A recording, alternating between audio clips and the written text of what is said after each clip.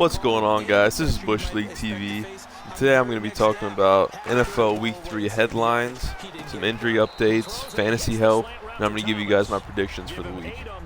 Alright guys, so one of the biggest injuries is Adrian Peterson, star running back for the Minnesota Vikings. He's ruled out 2 to 3 months with a meniscus tear in his left knee, so he's going to miss probably the rest of the season, I'd say. And the Vikings picked up former Broncos running back Ronnie Hillman. I believe he was a backup in Denver. He's not a bad little back.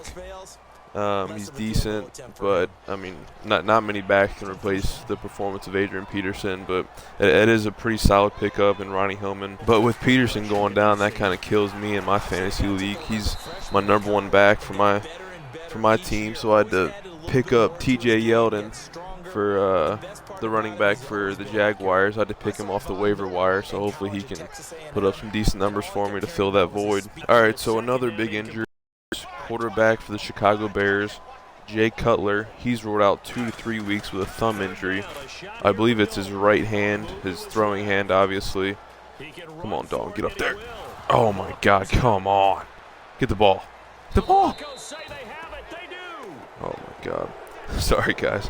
But, yeah, Jay Cutler ruled out 2 to 3 weeks with a thumb injury on his throwing hand.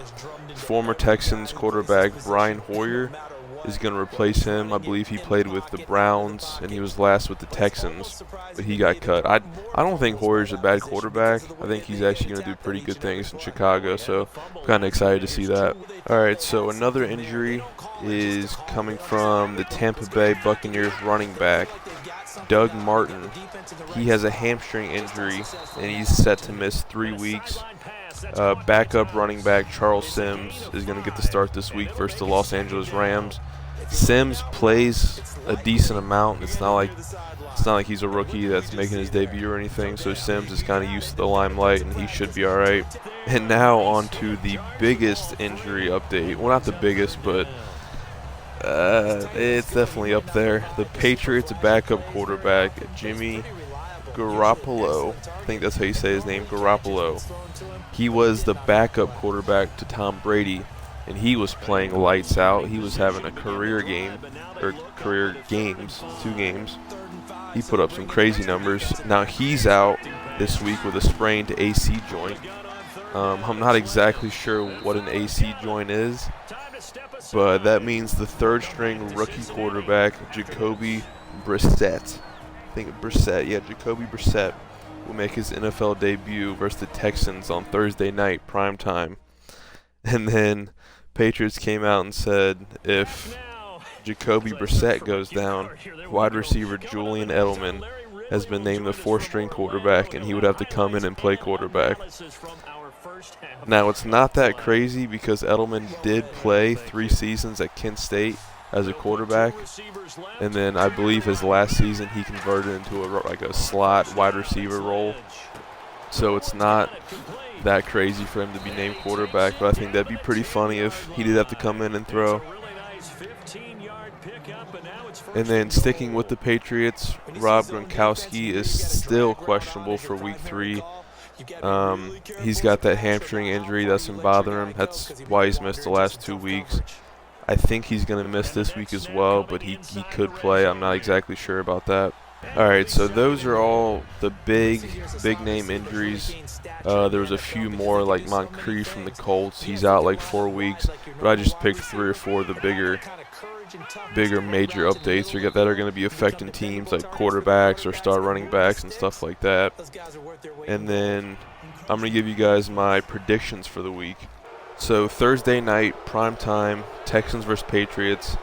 Even though the 3rd-string quarterback is playing, I still have the Patriots beating the Texans in a kind of low-scoring game, 17-10. It just, I mean, it really just seems that the Patriots have this way of winning, and no matter who steps in, whether it be the 3rd-string quarterback or, hell, even if Edelman has to come in and play, I feel like they're still just going to find a way to get it done. And I think they're going to pound LeGarrette Blount. I think he'll have a big game as well.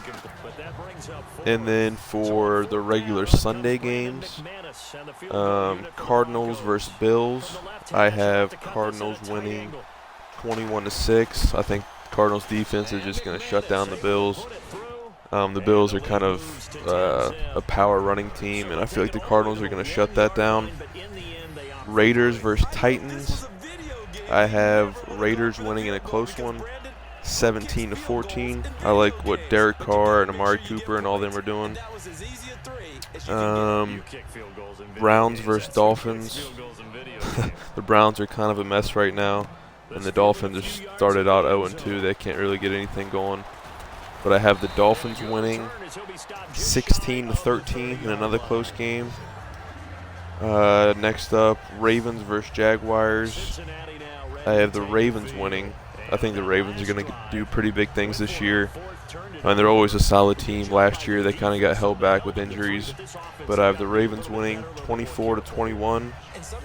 Lions versus Packers. I have Packers winning 20-10. Broncos versus Bengals. My beloved Bengals. I have to go with them. I am a little biased, but I still believe the Bengals will win. I have Bengals winning 21-17. And then the next game is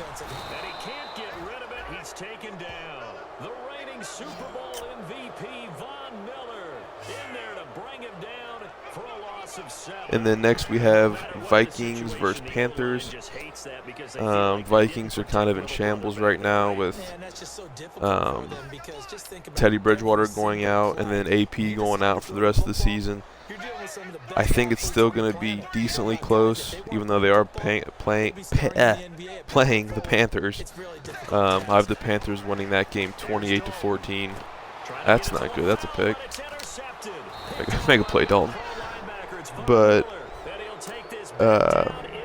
yeah, Panthers winning 28-14. Then I have Redskins versus Giants. I have Redskins. That's going to be a fun one to watch because the whole Norman OBJ matchup, that was crazy last year. Freaking Odell Beckham Jr. going after Norman's head, trying to end his life. But I have the Redskins actually winning that game 21-17. I like Kirk Cousins and what they do down there, or up there. Next we have Rams versus Bucks. I think the Bucks are going to have an air raid because I like Jameis Winston. Even though the running back's out, I have the Bucks winning that game 31-14.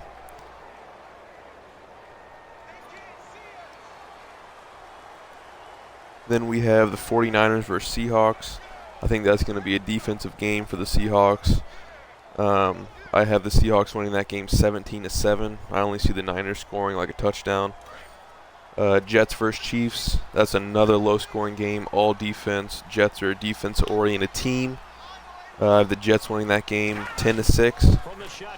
Next game is Chargers and Colts. I have Chargers winning that 20-14.